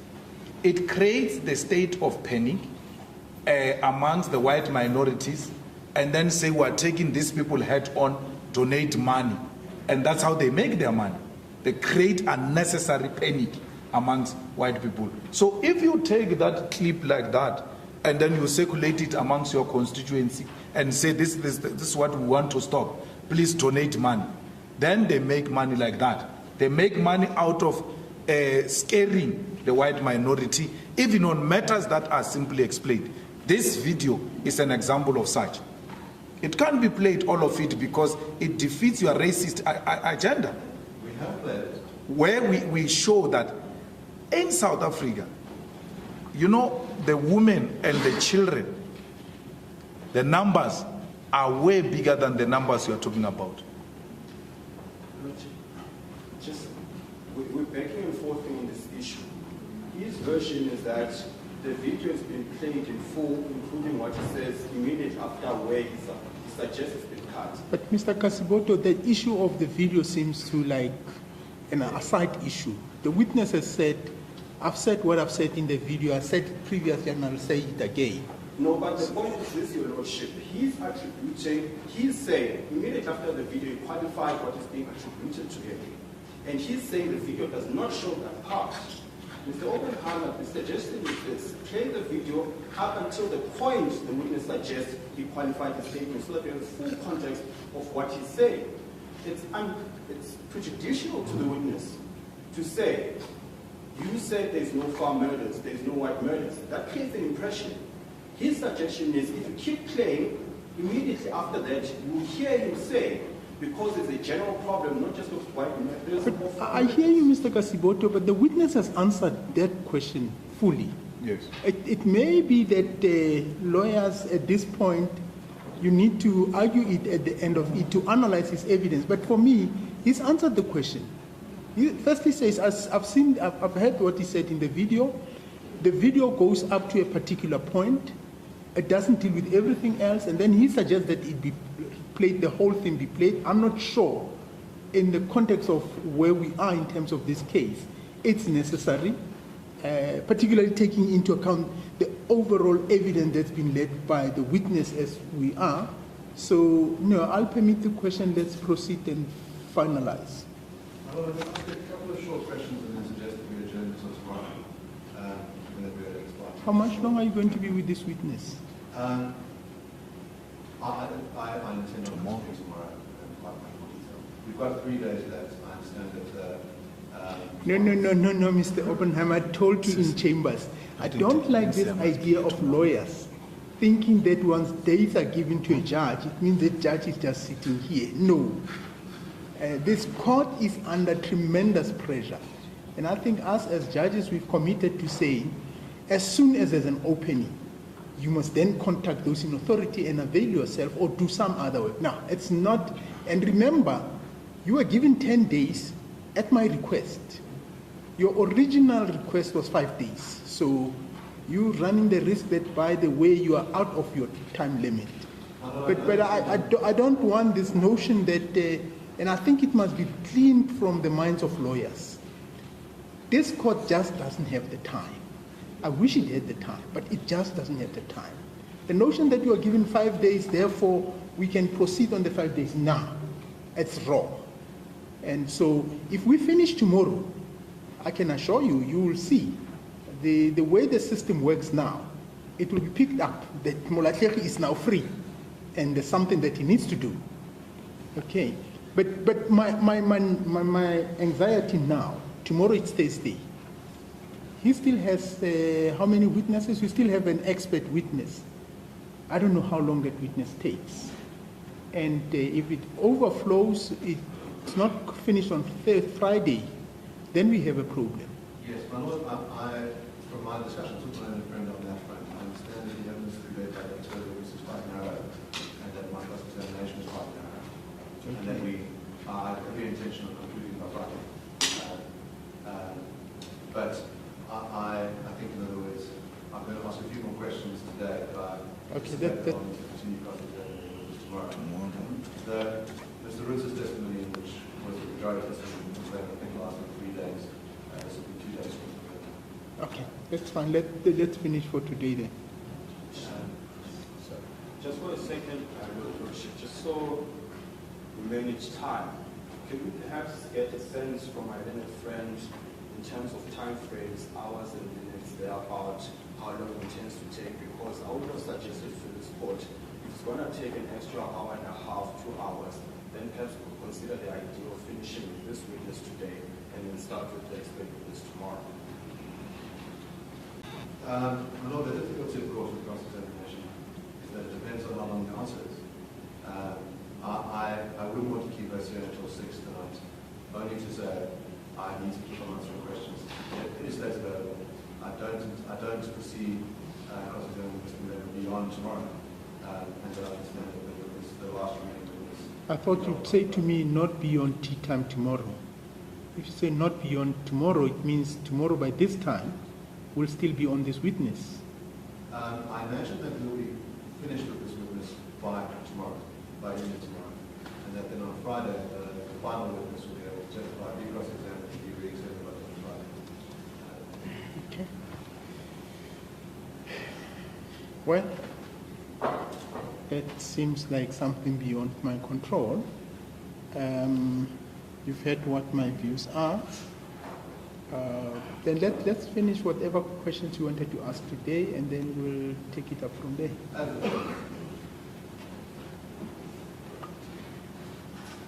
Mr. Miller, there's two questions I'd like to ask. Given our discussion about the nature of murder, and you've testified that murder has been covered in this one.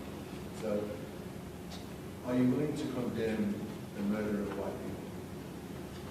No, I'm willing to condemn murder, not of white people. If Because white people you keep on emphasizing white people. That's racism and that's white supremacy. That's white supremacy. It's a very offensive question you're asking me. I've just given you an example of women and children who are being killed in this country. I'm willing to condemn murder, more than willing, but not of white people. I'm not going to play in the hands of white supremacists. Let me ask you a simple question. Are you willing to condemn the murder of children? Yes. And the murder of women? Yes. And the murder of Indian people? No, the murder of our people. It must not be racially classified. But when it comes to women, those people have suffered a serious oppression, a triple oppression, as isolated community, and war declared on them. They've suffered as black women, they suffered as women, they suffered as a working class.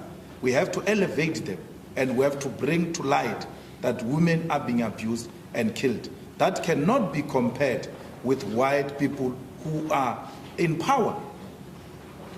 So, if someone said they condemned the killing of black people, would you have a problem with them saying that? Well, why should you do that? We condemn the killing of people, in particular women and children.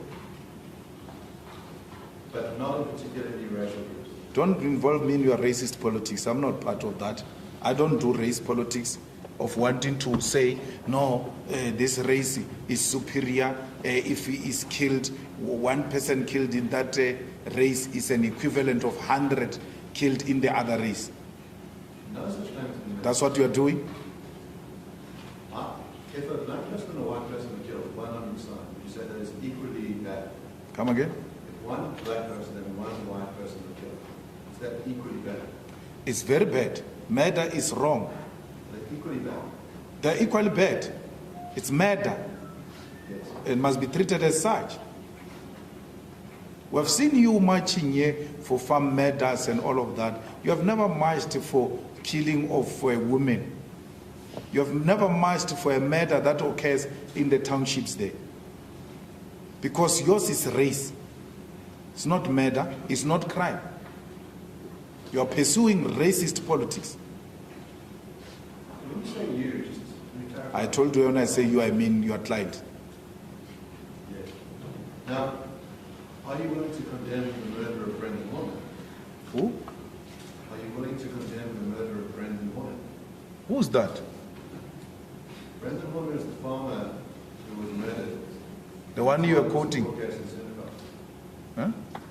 The reason why there was a court case in Senegal is because Brendan Warner was 21 years old, was a farm manager, was murdered, and his body was put on a pole. And I imagine that you would be aware of that because you appeared in Senegal. I'm asking a very simple question. Are you willing to condemn his murder? I will condemn murder as an act of criminality. But, my Lord, again, there is a new definition of a farmer now, that a farm manager is also a farmer. Because we thought that when you say farmers, you are referring to the farm owners. But let's put it differently. There are many black people who are killed there in the farms. It's never called a farm murder. But when there is a white worker who's not an owner, it's called a farm murder. But when it's a black person who dies in the farm, it's not called a farm murder. If you have read Mr. Roots' book, you would note that those farm attacks and farm murders explicitly include people of all races. Where has Mr. Roots and his cohorts gone to march and turned police vans upside down because there is a black farmer, referring to a worker, farmer, killed in a farm. Where? Don't tell me about what he writes in the book.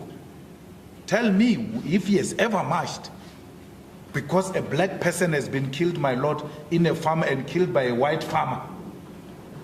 Where has he ever marched? He has never marched because his is racism. The hours are called workers. They are paid with alcohol. They are ill-treated. They are not regarded as farm workers even when they are working in the, they are not regarded as farmers even when they are working there. But now, if a white farm worker dies, we are told it's a farm murder, and then there must be a march. When our people die every day in the farms, some of them killed by white farmers, you never march. The hypocrisy. That you've been present in court, you have noted that the pastoral counsellor talked about what Afriforum's trauma unit does when there is a farm attack, and that black people and white people are affected by those farm attacks, and they play a role in counselling everyone who's affected by black and white. So they do care about assisting those who are traumatized by attacks regardless of their race. It's not true. You just pick up here and there so that you look smart to deal with this dark cloud over your head of racism, that you exist to perpetuate racial divisions in our country. So you'll choose this case there, you'll choose the case of a lady that is allegedly have been beaten by Mrs. Grace Mugabe because there is a mileage there, such things, you know. But other than that, you have no program, none whatsoever, to protect black life in the farms. That's the point I'm making. So if there are people you are counseling, it's just this one or that one, there and there, but otherwise it's not generally what you stand for. Does the EFF have a program to protect the lives of black workers on farms? The EFF has got a program to protect the people of South Africa, in particular black people. And the farm workers, the security guards, the domestic workers who are consistently raped in houses here by their bosses, they are our priority. We fight for them and we protect them. I find it astounding, this sort of gaslighting that you engage in when you refer to Afriforum as race-based. You consistently describe yourselves as people who don't care about race, and then you say black people in particular. My brother, how does that work? How do you reconcile those? It's very important to emphasize that because those are the victims of your oppression. We want to liberate, my Lord, everyone, black and white, but in particular, blacks and Africans in particular. It doesn't mean we're not including the other race. We're putting an emphasis where the oppression is taking place. And we, to ask us to keep quiet about emphasizing black people is to ask us to die in silence. Because every time we expose this discrimination and oppression on black people, it embarrasses you internationally. If there was a group that said murder is wrong, but the murder of white people in particular is wrong, wouldn't you describe that as white supremacy? It is, it will be, because it will not be true. It will be factually incorrect. When you put an emphasis, is because majority of that which you condemn is taking place at that level. Mr. Malema, you didn't hear the last part of the question. The last part, the question was a preamble to the question that was posed. He's saying, you saying in particular black people, aren't you a black supremacist? Am I? Yes. No, my lord. There is a unrest in South Africa. It takes place more in KwaZulu-Natal in July and Gauteng. And you take a platform and condemn all of violence, particularly the one we have seen in Gauteng and KwaZulu-Natal. you are putting an emphasis where this is happening. So if you're to put emphasis on white people, on what? Because they are the power. On what?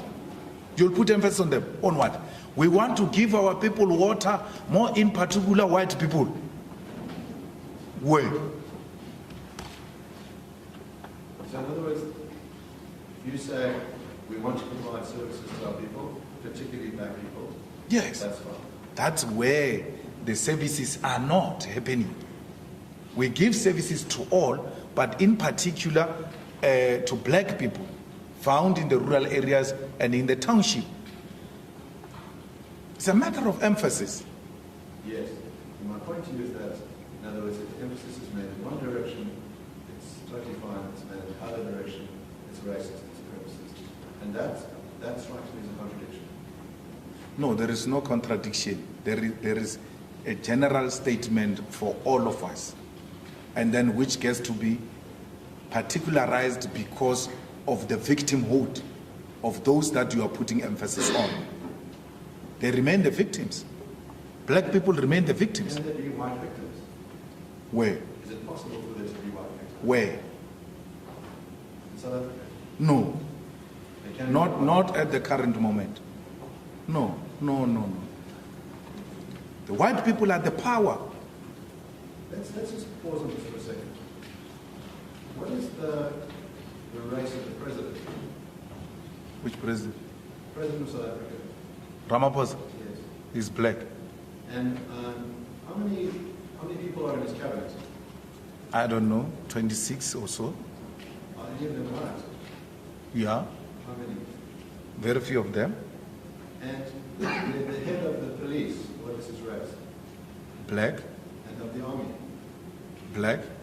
And I could keep going on. Yeah. The claim that white people are in power, when I've listed all of the levers of political power, you say that those people are black, that strikes me as out of touch with reality. Then let's go to the real power, not this imaginary power you're talking about. How many companies are owned by black people at the JSE? You can tell me. 2. I gave you answers. I said, when you ask me a question, I said 26 and all. Now you say, I ask you a question, you say, tell me. Your answer is 2. Because you know that if you give the correct answer, it will show the real power. I'm not a witness. The economic power of this country is in the hands of white people. They are in charge. So it's political power. Mr. Malema, just answer him. He's as he could typically, he's a representative. Yes. Just tell him. If I he don't says, ask questions, I answer. Yes, thank you. I'm used to asking questions. So you can tell me if you'd like. Well, the Johannesburg Stock Exchange, 80%, if not 90% of it is white-owned. Those companies are the ones that control the economy of our country. In South Africa, 90% of the people who own the land are white people. And the white people are less than 15% of the population of South Africa. Africans, who constitute more than 80% of the population, own less than 10% of the land in South Africa. That's power. When you get time tonight, please give yourself an opportunity to read the difference between glory and power. Those things you are telling me is glory. It's not power of blue lights. They are managing the affairs of the state on behalf of the ruling class, and the ruling class is white monopoly capital. And by that term, white monopoly capital, you would include black billionaires as well, like Patrice Motsepe. Well, I don't include Patrice Motsepe. I'm not sure if Patrice is a billionaire, chef. I'm not sure. Sometimes I've got suspicion, my lord, that is an imposter. I'm not sure. I don't agree. I'm not sure. And majority of the people you refer to as black billionaires, by the way, majority of them are imposters. They are posturing. They do not own and control the claims that they are owning. So I don't know. I don't know of any owner of the means of production who is black and African. I can see the people who are fighting to enter that level, but as to whether they own is something else. I don't know. I mean, we were told here, my lord, that our president is a billionaire, that he will never ask money or steal money from anyone. This is the man who must elect. Then, boom, the man has taken money from other billionaires to finance his campaign of CR17. Which billionaire does that? He presides over a party that cannot pay salaries. As a president, it comes back to you that your party hasn't paid salaries. Why would a billionaire not pay salaries of his staff members? I think he just likes being called a billionaire. Just likes being called a billionaire. But the man doesn't have anything, Chef. They just like being called those things. I don't think they are real. I don't know. I doubt. Well, that might be a judge to adjourn. Okay, thank you very much. Sorry, you want to say something? Sorry, yes, Mr. Kasiboto. Your Lordship, mine is a concluding remark. I'm just very well aware of the constraints we have. Your Lordship will be mine. Let me remind Your Lordship that the entirety of last week was evidence by the other side. Part of this week up until yesterday, again, it was the evidence of the complainant. We're left with 3 days of the total 10 days we're given. Now, the difficulty with that is that now it pushes me in terms of how I structure my argument and how much time I have with my expert. A large part of today dealt with political matters. For the longest time, we had a debate around expropriation without compensation and what have you. Political subject matter. Very little of today dealt with the subject matter. So I'm going to ask for a court tightening in respect of that and focusing the debate and the trial around the question of Section 10. Politics and everything else, I have to submit to Your Lordship, has no place before this court. As a matter of fact, perhaps I should ask Your Lordship, if you are so minded, to perhaps see us at chambers near my counsel.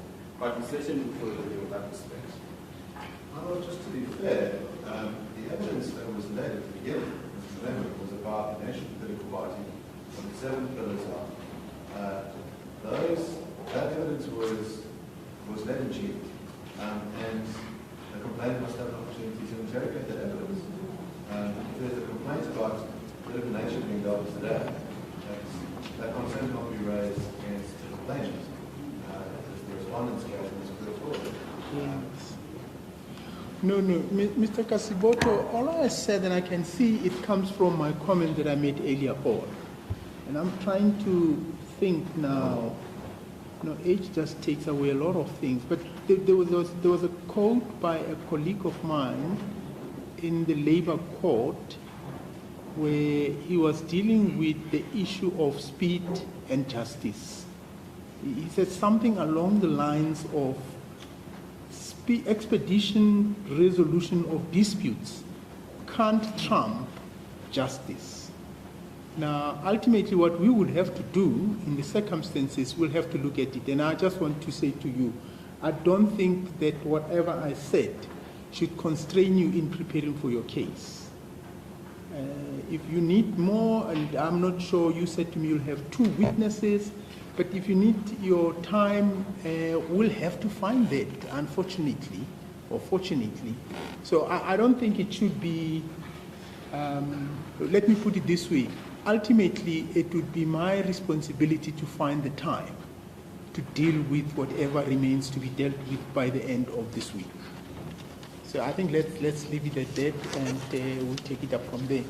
Mr. Malema, we're going to adjourn for today. You are still under oath, if I may remind you, and that you can't discuss this case with any person without prior permission of the court. Thank you very much. The court shall adjourn.